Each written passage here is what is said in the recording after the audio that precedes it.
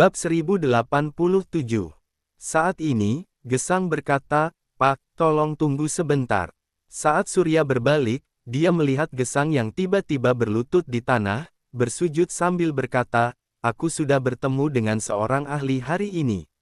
Aku juga sudah mendapatkan banyak wawasan.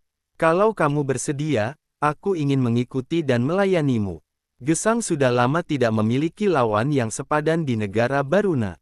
Namun, karena beberapa alasan tertentu, Gesang juga tidak rela untuk meninggalkan tempat ini. Pertarungan hari ini membuat Gesang mengerti bahwa hidupnya yang terkekang di sini mungkin akan membuatnya sulit untuk maju lagi. Hanya dengan mengikuti orang yang benar-benar kuat, dia baru bisa mendapat harapan untuk mencapai kemajuan yang lebih lagi. Jadi, Gesang memutuskan dengan penuh tekad untuk tidak terikat lagi di sini, bersiap pergi keluar untuk melihat dunia yang sebenarnya.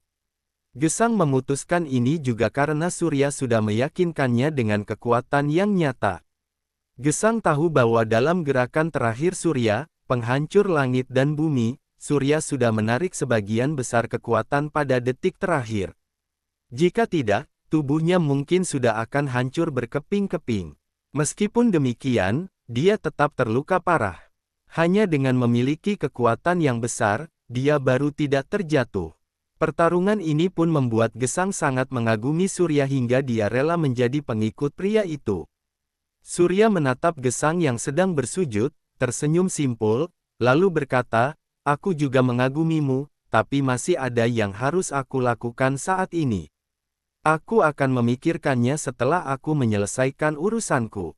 Setelah mengatakan itu, Surya berbalik pergi, lalu menghilang dalam sekejap mata. Gesang bangkit perlahan dengan darah yang masih mengalir dari sudut mulutnya. Dia tampak menyesal pada dirinya sendiri. Jarang sekali dia bisa bertemu seorang ahli seperti itu. Dia ingin sekali mengikuti Surya, tapi jawaban Surya, terdengar sangat ambigu, membuatnya merasa tidak tenang. Merupakan kerugian besar jika dia kehilangan kesempatan saat bertemu dengan seorang ahli. Dengan perasaan cemas, Gesang duduk menghadap pegunungan, merenungkan pertempuran yang baru saja terjadi sambil menyembuhkan dirinya sendiri. Makin memikirkannya, Gesang makin merasa ketakutan. Keterampilan seni bela diri Surya sangat luar biasa, bahkan teknik pedang yang sudah dia kuasai selama beberapa dekade juga tidak bisa mengungguli Surya sedikit pun. Jika dipikir baik-baik, ada beberapa kali Gesang bahkan berada dalam bahaya. Namun, pada saat-saat krusial itu, Surya seolah-olah melakukan kesalahan, membuat gerakannya gagal di saat genting. Saat keduanya bertarung tadi, Gesang tidak punya waktu untuk benar-benar memikirkannya. Jika dipikir kembali saat ini, Surya jelas-jelas sudah mengalah padanya. Selain itu, di pertarungan medan tadi, Surya langsung menghancurkan medan miliknya dengan penghancur langit dan bumi. Surya bisa saja membunuhnya, tapi pria itu menahan diri, hanya membuatnya terluka saja. Hal ini menunjukkan bahwa Surya selalu menahan diri, tidak menggunakan kekuatan penuhnya sama sekali. Saat memikirkan hal ini, Gesang berkeringat dingin. Kekuatan Surya jelas jauh lebih besar dari apa yang ditunjukkan. Gesang merasa dia benar-benar seperti seekor katak di dalam sumur. Pandangan Gesang berangsur-angsur menjadi lebih mantap. Tak peduli apapun yang terjadi, dia harus bisa menjadi pengikut Surya. Hanya dengan berada di dekat orang-orang kuat seperti itu, dia baru bisa berkembang. Di kawasan industri, Surya menyelinap kembali ke kamarnya, mengenakan kembali gelang kakinya, lalu berbaring di tempat tidur sambil mulai berpikir.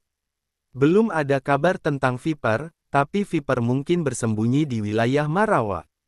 Karena sudah mencuri harta nasional seperti itu, Viper juga pasti sudah mempertimbangkan konsekuensinya. Kemungkinan besar, Viper harus bersembunyi untuk sementara waktu.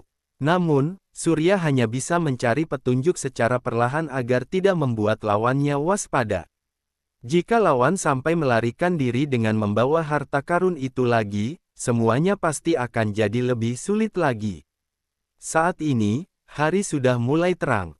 Avon membawa sekelompok kecil orang yang membawa senjata untuk masuk ke dalam kamar Surya. Surya menoleh untuk melihat Afon. Afon berkata dengan nada dingin, bangun. Ada apa? Apa aku harus berpatroli juga di siang hari? Surya meregangkan tubuh sambil duduk. Afon berkata dengan nada dingin, terjadi sesuatu pada sepupumu, Charmaine. Bos memintamu untuk datang. Saat Afon mengatakan ini, beberapa pria itu mengarahkan senjata di tangan mereka ke arah Surya. Bab 1088. Surya mengerutkan kening sambil bertanya, ada apa dengannya? Dia enggak patuh. Kamu akan tahu begitu kamu sampai di sana, kata Afon dengan dingin. Surya perlahan berdiri. Dia dikawal oleh Afon dan anak buah Afon ke kantor bos mereka, Deka, di gedung penipuan elektronik. Deka masih meletakkan kakinya di atas meja dengan santai sambil mengisap cerutu. Di belakang Deka, berdiri seorang pria parubaya dengan potongan rambut pendek dan tatapan mata dingin.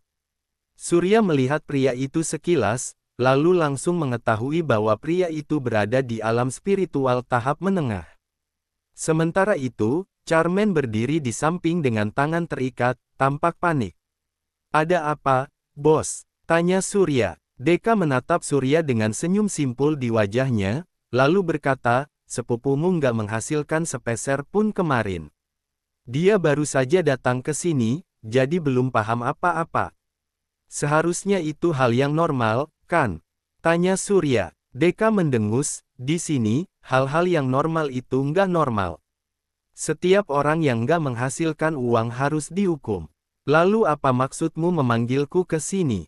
Tanya Surya sambil mengerutkan kening.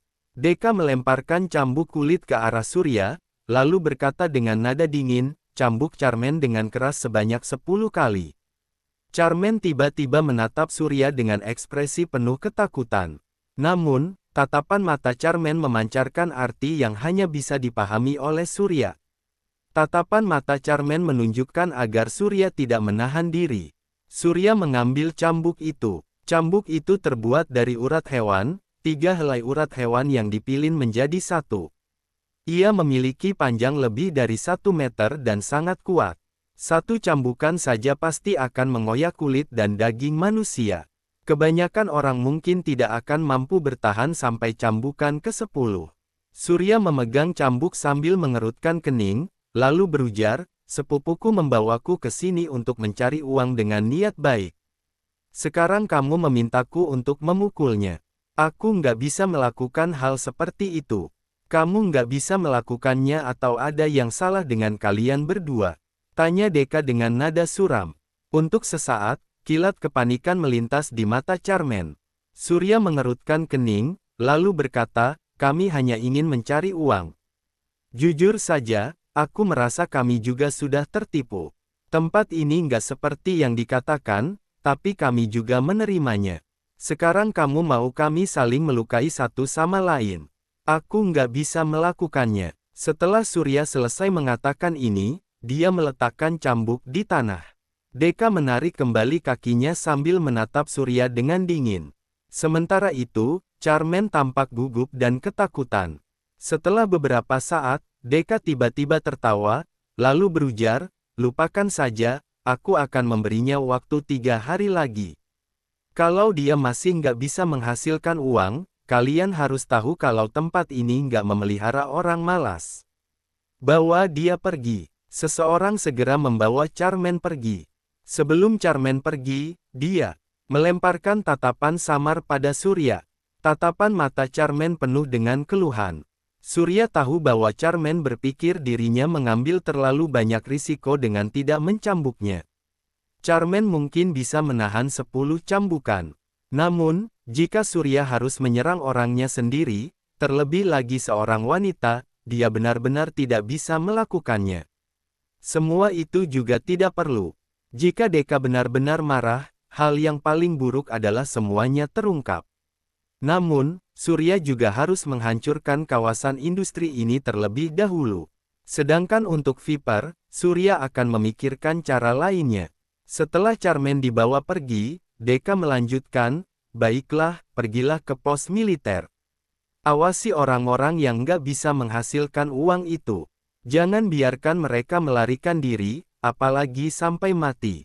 Pos militer adalah tempat hukuman, tempat khusus untuk menghukum orang-orang yang tidak bisa membayar uang tebusan, juga yang tidak bisa mendapatkan uang dengan cara menipu.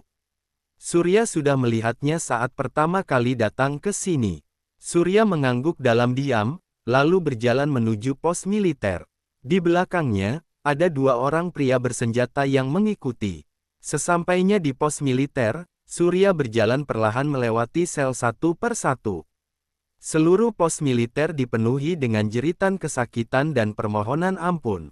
Suara cambuk dan tongkat listrik, diselingi oleh teriakan yang menyedihkan bisa terdengar orang-orang yang dihukum tidak memiliki martabat sama sekali.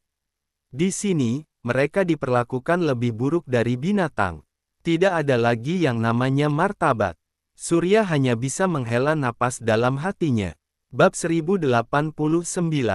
Di sini, mungkin ada orang-orang yang datang untuk mendapatkan uang atau yang mengambil risiko karena putus asa. Namun, jika sudah sampai pada titik ini, tak peduli apapun yang terjadi, semuanya akan menyesal. Mereka dan keluarga mereka pasti akan menderita trauma fisik dan mental yang luar biasa.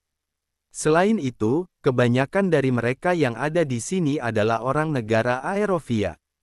Surya juga ingin menyelamatkan mereka, tapi sekarang bukan waktu yang tepat.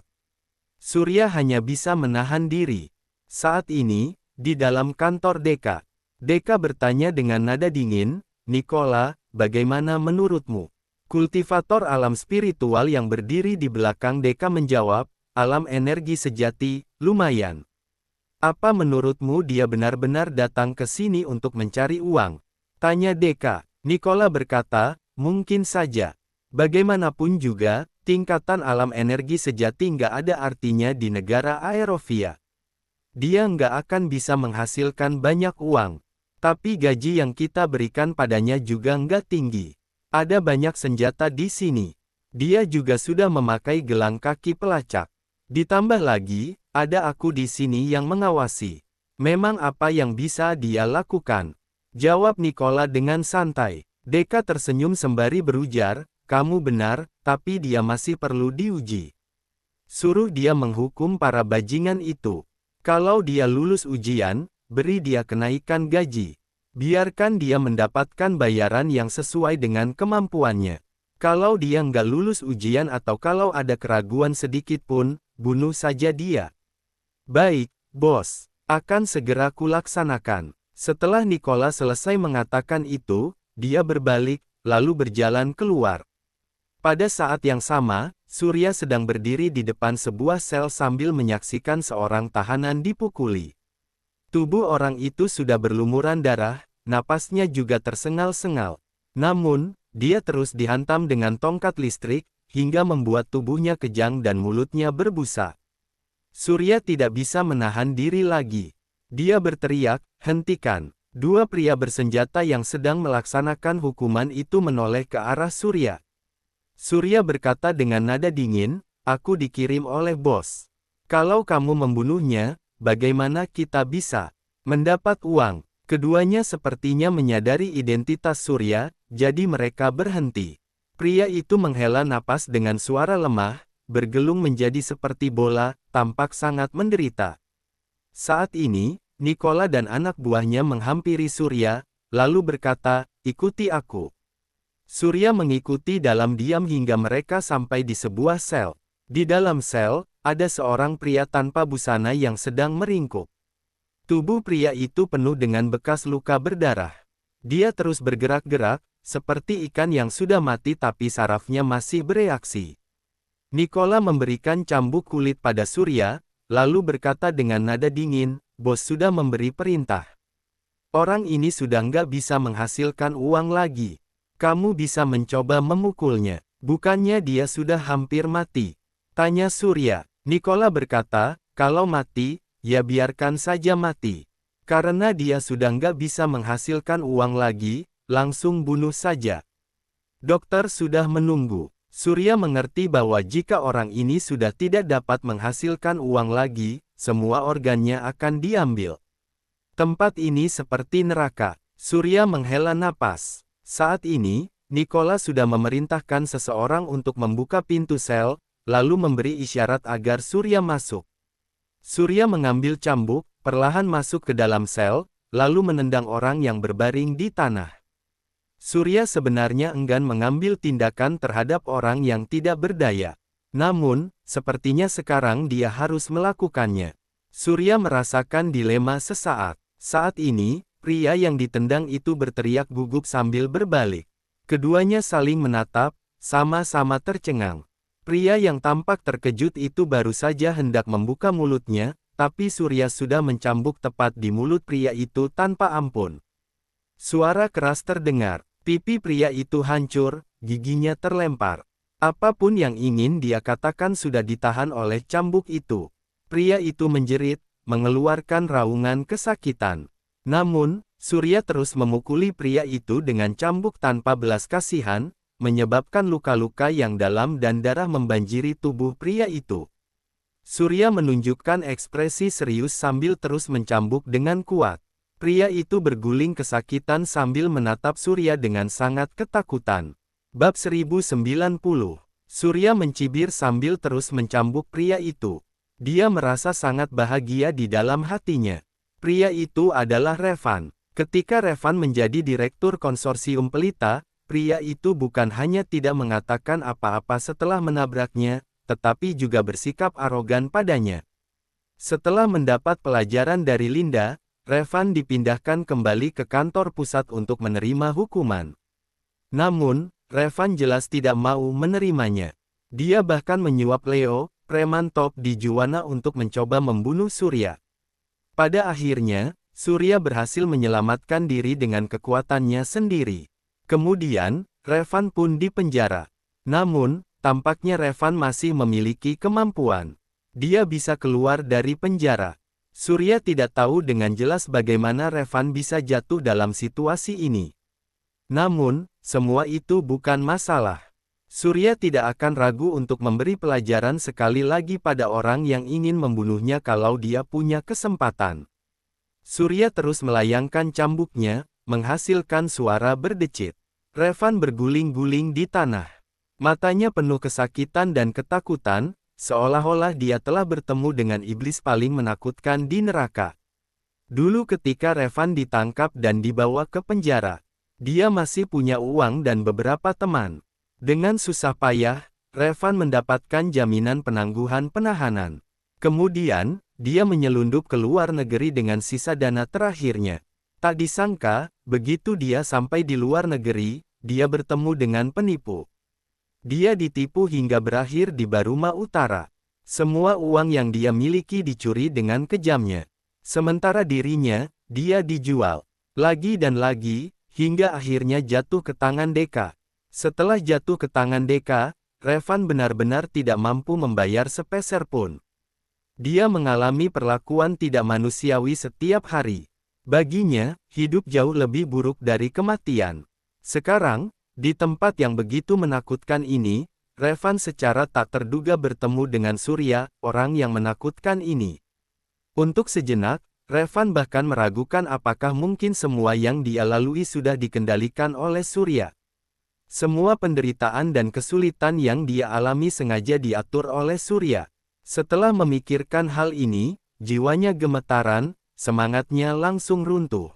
Dia mulai berbicara omong kosong, berubah menjadi gila. Ketika Surya melihat ini, dia menghela napas diam-diam dan mengayunkan cambuknya sekali lagi.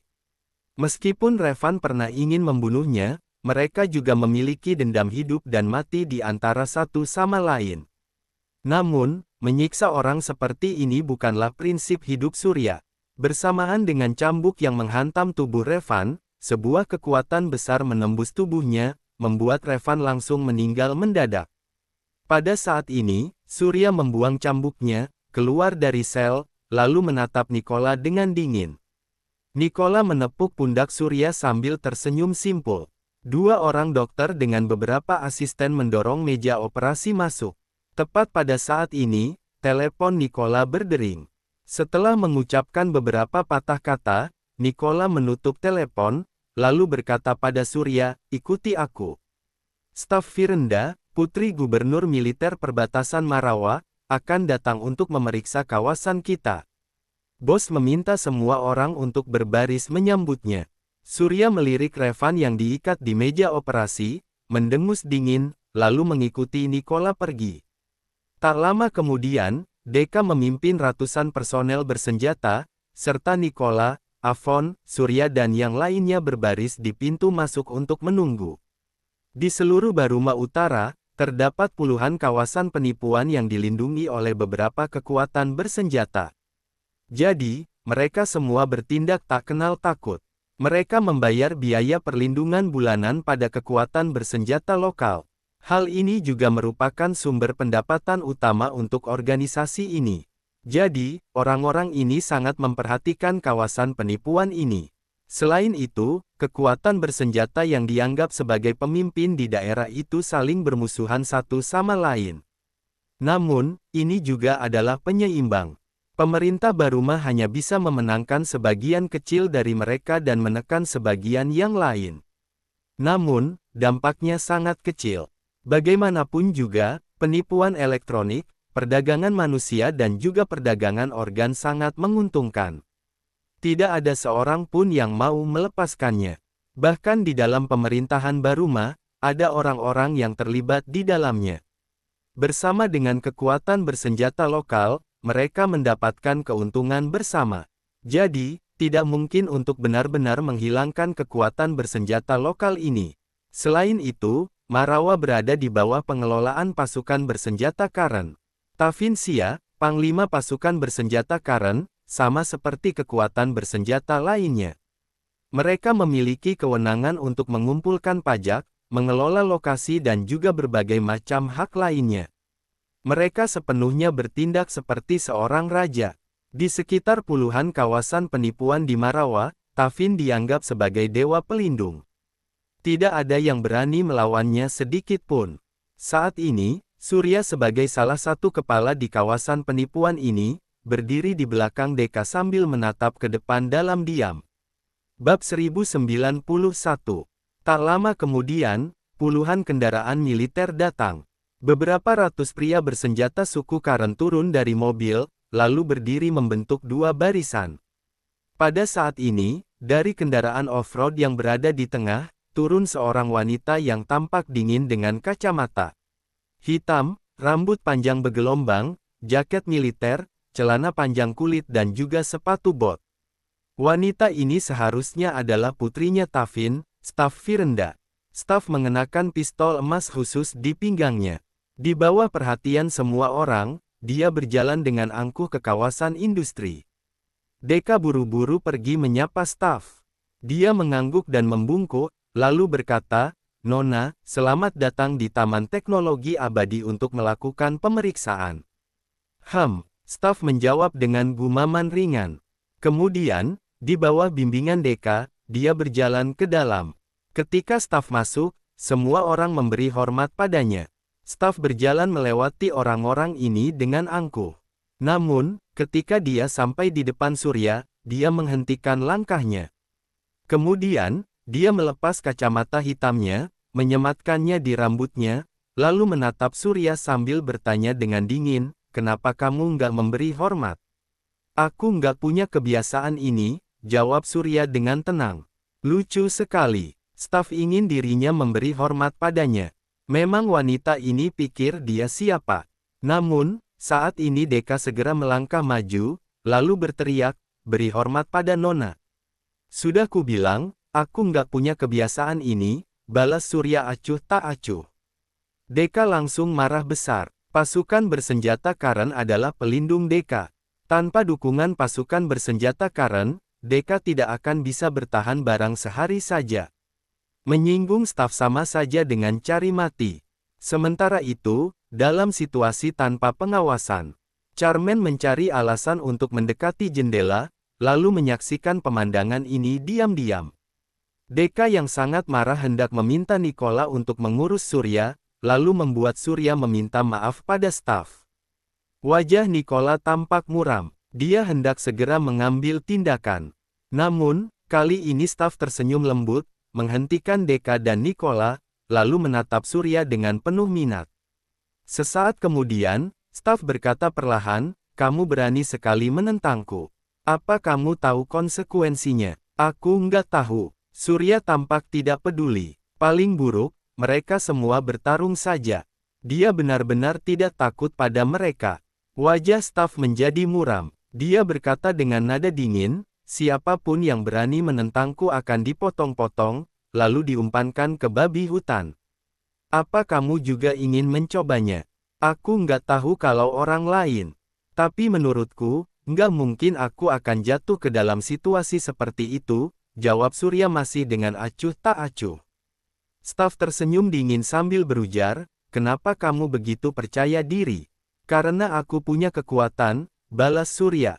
Wajah staf berubah serius. Dia mundur satu langkah. Setelah mendapat kode dari kedipan mata Deka, Nikola langsung meledakkan energi spiritual yang menggebu, lalu meninju ke arah Surya. Surya mendengus dingin, lalu langsung melayangkan tinjunya juga. Suara keras terdengar. Nikola menjerit kesakitan, seluruh lengannya patah, lalu dia terempas mundur lebih dari 10 meter. Dia memuntahkan darah sebelum jatuh tidak sadarkan diri ke tanah. Kali ini, semua orang tampak terkejut. Mereka mengarahkan segala jenis senjata ke arah Surya. Di bawah perintah Steph, bahkan ada lebih dari puluhan orang yang membawa peluncur roket bahu. Semuanya mengarahkan senjata di tangan mereka ke arah Surya. Dalam sekejap, semua pasukan bersenjata Staf dan Deka mengarahkan senjatanya pada Surya, siap untuk menghadapi pertempuran sengit kapan saja. Deka bahkan merasa sangat terkejut. Dia tidak menyangka Surya ternyata begitu kuat. Bahkan Nikola juga bukan tandingannya. Jika sampai terjadi sesuatu pada staf di sini, tidak ada satupun dari mereka yang akan selamat. Deka merasa sangat cemas hingga mengucurkan keringat dingin. Namun, pada saat ini, staf tetap tampak tenang. Dia menatap Surya dengan dingin, lalu berkata perlahan, "Pendatang baru, bagaimana kamu bisa masuk ke sini?" Bab 1092. Surya menjawab dengan tenang, "Aku datang ke sini secara ilegal." "Legal? Kamu bukan polisi, kan?" Staf mundur beberapa langkah, mengeluarkan pistolnya, lalu mengarahkannya ke Surya dengan ekspresi mematikan. Surya berujar, "Kamu bisa menebak sesuka hatimu. Aku nggak peduli." Staf perlahan menekan pelatuk pistolnya. Sementara itu, Surya hanya mendengus dingin. Dia meraih staf dengan tangan besarnya, tapi sebuah kekuatan besar menyelimuti dirinya. Tepat pada saat itu, sesosok tubuh yang kuat muncul, lalu menyerang Surya dengan pukulannya. Kedua tinju mereka saling bertabrakan hingga menimbulkan suara yang keras. Masing-masing dari mereka mundur beberapa langkah sambil saling memandang dengan dingin. Pria yang melayangkan tinjunya itu berusia sekitar 40 tahun. Dia pendek dan tampak kuat, merupakan orang yang selalu berdiri di samping staf. Dalam hal kekuatan, dia juga merupakan seorang ahli alam spiritual tahap puncak. Pemandangan ini membuat wajah Deka menjadi pucat penuh ketakutan. Jika dia sampai menyinggung staf, dia mungkin akan dihukum mati dengan cara yang sangat mengerikan. Sementara itu, pria kuat itu membentuk sebuah pedang di tangannya. Dia menunjukkan pedangnya ke arah Surya secara menyamping. Gelombang tekanan spiritual pun mengalir ke arah Surya. Surya tidak menunjukkan tanda-tanda melemah. Dia mengeluarkan trisula di tangannya, lalu mengarahkannya ke pria itu. Aura kedua orang itu terus meningkat. Tekanan energi spiritual pun mulai meluap. Pertarungan besar sepertinya akan segera terjadi. Namun, saat ini staf tertawa sambil berujar, "Kamu sangat berbakat. Kenapa orang kuat sepertimu datang secara ilegal ke sini? Sepertinya ini nggak masuk akal, kan?" Ada ratusan senjata, juga roket yang diarahkan ke Surya. Selain itu, ada juga seorang kultivator alam spiritual tahap puncak. Jika Surya tidak bisa memberikan alasan yang masuk akal, pertempuran pasti tidak akan bisa dihindari. Namun, Surya hanya berkata dengan acuh tak acuh, "Mereka bilang tempat ini sangat kacau. Seorang prajurit paling dihargai hanya di tempat yang paling kacau, bukan?" "Kata-katamu benar." Staf bahkan memuji kata-kata Surya. Dia melanjutkan, apa kamu bersedia mengikutiku? Itu tergantung pada harga yang kamu tawarkan, jawab Surya dengan tenang. Staf tersenyum sembari berujar, seorang kultivator alam spiritual biasanya digaji 1 miliar per bulannya. Tapi karena kamu bisa setara dengan Brody, kamu harusnya juga berada di alam spiritual tahap puncak. Bagaimana kalau aku memberimu uang 2 miliar per bulan? Surya terdiam beberapa saat, lalu perlahan berkata, aku akan mempertimbangkannya. Staf mengangkat alisnya sambil tersenyum. Dia berkata, aku akan memberimu waktu 3 hari untuk mempertimbangkannya. Kalau sudah memutuskan datanglah ke kantor grup Liora untuk menemuiku. Ingat, aku nggak suka ditolak. Bahkan ahli tingkat suci juga nggak akan bisa menahan serangan senjata modern. Ahli alam spiritual puncak bukan apa-apa di sini. Setelah selesai mengatakan ini, staf masuk ke dalam dengan langkah panjang. Deka merasa ketakutan. Dia menyeka keringat di dahinya, lalu segera mengikuti staf. Sejumlah besar orang mengikuti staf dan Deka untuk melakukan pemeriksaan. Tubuh Nikola yang sudah dingin terbaring di tanah, sama sekali tidak dipedulikan orang. Orang kuat yang sudah mati tidak ada bedanya dengan orang biasa. Di tempat ini, kematian adalah hal yang biasa terjadi. Setelah itu, Surya langsung kembali ke kamarnya untuk tidur. Namun, dia terus memikirkan perkataan staf di dalam hatinya. Sejauh ini, dia belum menemukan jejak Viper. Mungkinkah, meningkatkan posisinya di sini akan memudahkannya untuk menemukan Viper? Setelah berkeliling, melakukan pemeriksaan, staf masuk ke kantor Deka, lalu langsung duduk di kursi kantor Deka sambil menyilangkan kaki rampingnya di atas meja. Deka juga menyukai posisi ini. Saat staf melakukan pemeriksaan untuk pertama kalinya, dia menunjukkan gaya yang sangat mendominasi. Hal ini membuat Deka merasa punya keberanian besar, jadi dia pun meniru gaya ini. Namun, sekarang Deka hanya bisa berdiri di samping dengan patuh dan melayani dengan hati-hati. Bab 1093. Di dalam kantor, hanya ada mereka berdua.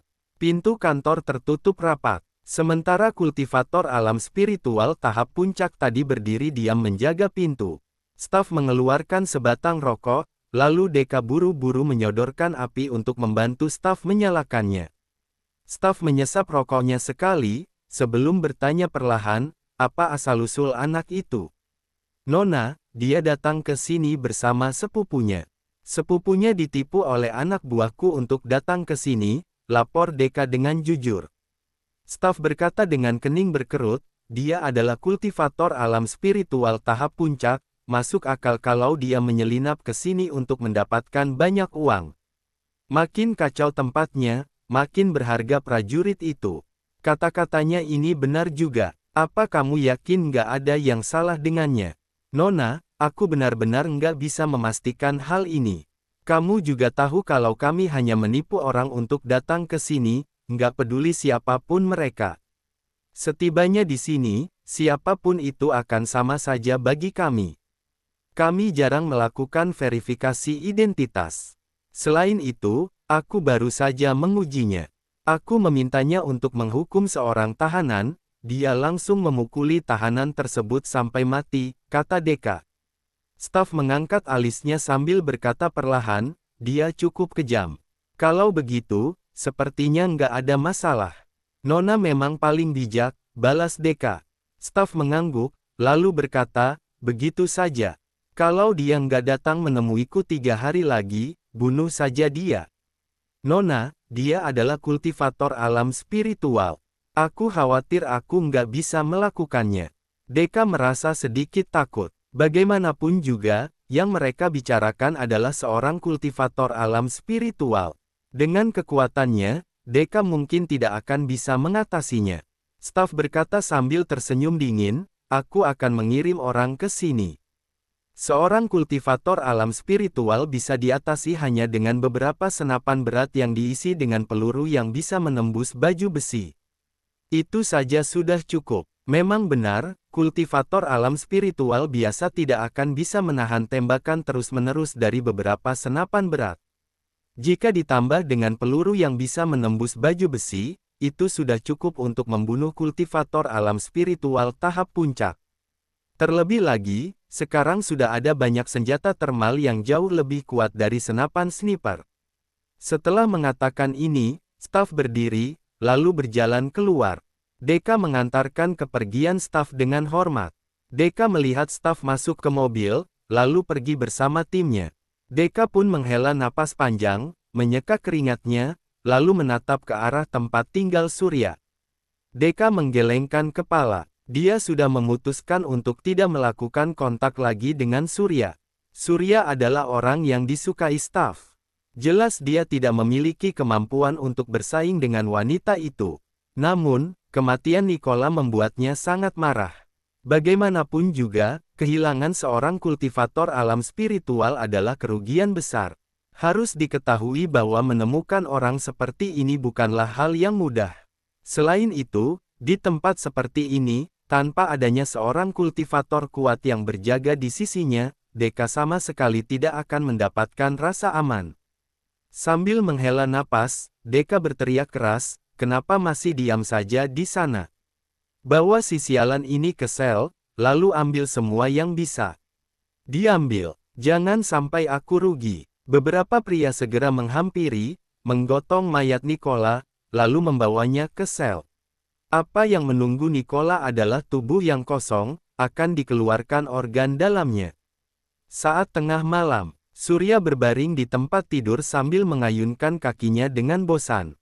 Viper mungkin memang berada di Marawa, tapi yang jelas tidak berada di taman komunikasi ini. Surya sudah memutuskan untuk pergi menemui staf besok. Dengan dalih mencari uang, dia akan mencoba meningkatkan statusnya di sini, sehingga dia dapat memiliki lebih banyak ruang gerak dan kontak sosial. Karena dengan kekuatan Viper, statusnya di sini juga seharusnya cukup tinggi. Mungkin suatu saat, Surya bisa mendapatkan kabar tentang Viper atau bahkan bertemu dengan Viper secara langsung. Namun, saat ini pintu kamar Surya perlahan dibuka dari luar. Charmaine tiba-tiba melangkah masuk. Surya melirik Charmaine, lalu bertanya, "Nggak ada yang mengawasimu? Kalau hanya kabur diam-diam sebentar, aku masih sanggup melakukannya," jawab Charmaine dengan ekspresi dingin. Surya tersenyum simpul, lalu bertanya, "Ada masalah apa? Apa kamu tahu betapa berisikonya perbuatanmu hari ini? Apa kamu mau membunuh kita berdua?" Charmaine berseru dengan ekspresi penuh ketidakpuasan, bahkan juga penuh kebencian. Surya merentangkan tangannya sembari berujar, "Bukannya nggak terjadi apa-apa. Kalau terjadi sesuatu, apa menurutmu kita berdua masih bisa keluar hidup-hidup dari sini? Jangan bersikap seenaknya hanya karena kamu pikir kamu bisa bertarung. Ini bukan negara kita." Charmaine mengepalkan kedua tangannya erat-erat sambil berteriak dengan suara rendah. Bersambung ke bab 1094. Terima kasih.